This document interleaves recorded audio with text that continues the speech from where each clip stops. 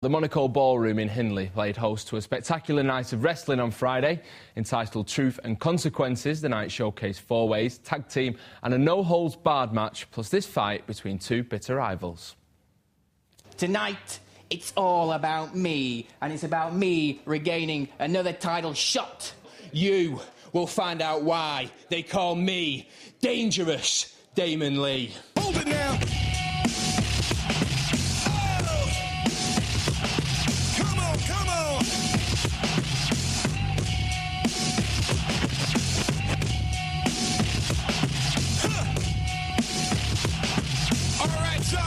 Myself and Dirk Feelgood will be going one-on-one for the right to face whoever at the next show will be the GPW heavyweight champion. Myself, I've won various titles in GPW. I've had the British title, I've had the tag team trophy, but I've never had the heavyweight title. In all my 8 years of wrestling, it's the one belt which has always eluded me. And tonight, I get my chance to get the shot at the belt, the missing piece of the jigsaw, if you will. This is for my shot, a chance to have another heavyweight title match. I gotta go through some guy called Damon Lee. Sure, I know him. Sure, I've wrestled him a few times. But he's pretty easy. He's no Dirk Feelgood.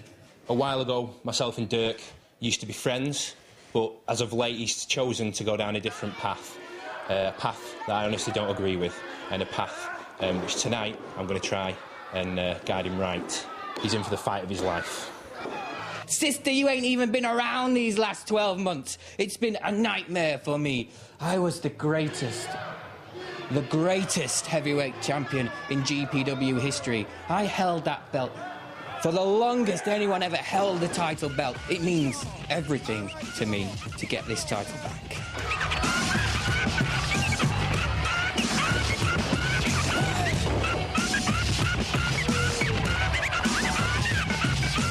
I've got a lot of moves up my sleeve, and we'll have to see which ones I want to use. But I've got a feeling I might be pulling out the STF. It's one of my old favourites, and we'll see if there's anything else out of my move bag which I need to pull out tonight.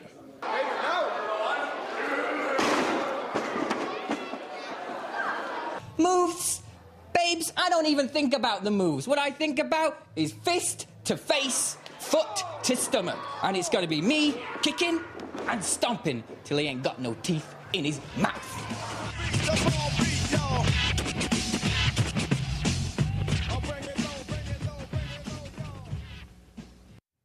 And joining me now are Johnnie Brannigan and Damon Bradley, Garage Pro Wrestling. Gents, welcome.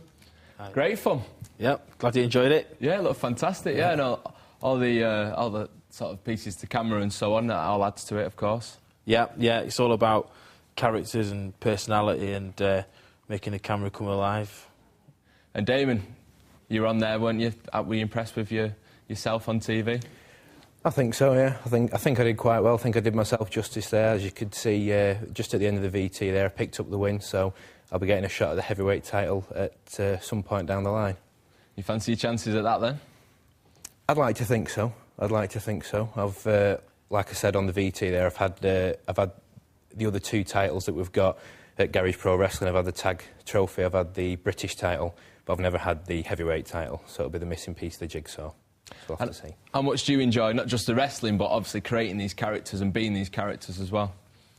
It's a very enjoyable aspect of it. It's all, it's all part and parcel of the all part of the fun of the fair, as they say. Great stuff. And how much preparation goes into it then? Obviously, these events must take a lot of preparation. You had, what, 300 people down there? Yeah, we'd hope to get between 300 and 500 people. We have a really dedicated fan base. If you come to the show once, you're pretty much hooked. And they come back and back, and it grows and it grows. So, but it does take a lot of time and hard work to get the shows together, from handing out the posters and the flyers and to organising the wrestlers, because they come from all over, to get them in the same place at the same time, all the costumes, all the lighting, the music. It does take a long time. So you say they come from all over. Where exactly do they come from? We've had wrestlers from Germany. We've got a wrestler coming over from Turkey.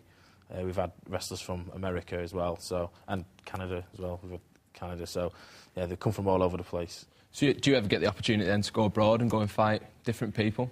Yeah, well, myself, I've been across to Germany twice. Both myself and Johnnie have both been to Holland a number of different times, and Johnnie's also wrestled over in America as well. So we do get a chance to travel with it. Yeah. Great. So what was that like then, Johnnie, going fighting in America? Obviously, it's a place where wrestling became big, especially sort of back in the early 90s and so on. Yeah, it was awesome. It was awesome. Yeah, although the Americans, they are a little bit spoilt with the wrestling they get over there. So I always like performing in front of English crowds because it's not as overexposed here as it is in America. But it was sort of a dream come true to say you wrestled in America. Exactly. We spoke just before we came on about the image of wrestling and so on. Do you think that that's a fair image that the WWF or WWE as it is now puts across? Well, as far as WWE goes, it has to be a bit careful with its sort of PG-13 sort of take on things, and I think there is a place for it. But the image that we try and portray at Garage Pro Wrestling is dating back to when Damon and myself got interested in wrestling, and that's dating back to the Hogans and Brutus Beefcake and Andre the Giant, and where the characters did the talking, and that sort of inspired so many different people to wrestle and enjoy wrestling. I think more so than it does today. So we try and carry that over at Garage Pro Wrestling. Excellent. How much skill goes into it? Because some of the moves on there look quite difficult to execute. It's something which it requires a lot of skill and a lot of training. It's something which sort of mechanically people can learn, you know what I mean? Because, generally speaking, if you see someone do a suplex, do a body slam, something like that, generally speaking, you'll be able to pick up how to do it, but it's being able to sort of piece it together in a way that sort of tells a story, basically, and sort of puts it out there in a way that the fans are going to react to and that they're going to sort of buy into and really, really get into and cheer. Excellent. Have you seen more people coming down after the film, The Wrestler, that came out earlier this year, then? No. No, I haven't, no, if I'm going to be honest, no. I think we had people that come to watch our shows, come to watch them because the show's really, really good. OK. I don't think The Wrestler had any sort of effect on our gate on a monthly basis, but I'm sure there's lots of people who've got interested in wrestling because of The Wrestler. OK, just quickly, you've got a big event coming up in November to tell us about as well. Yeah, that's right. We have an annual tournament. It's one of Europe's leading tournaments, and we've been doing it for the last 3-4 years. And the show that you saw the clips from, it was all leading up to the tournament finals in November the 13th. We'll be at the Monaco Ballroom. Excellent. Well, all the best with that, lads, and thanks very much for coming in today. Thank you. Thank you.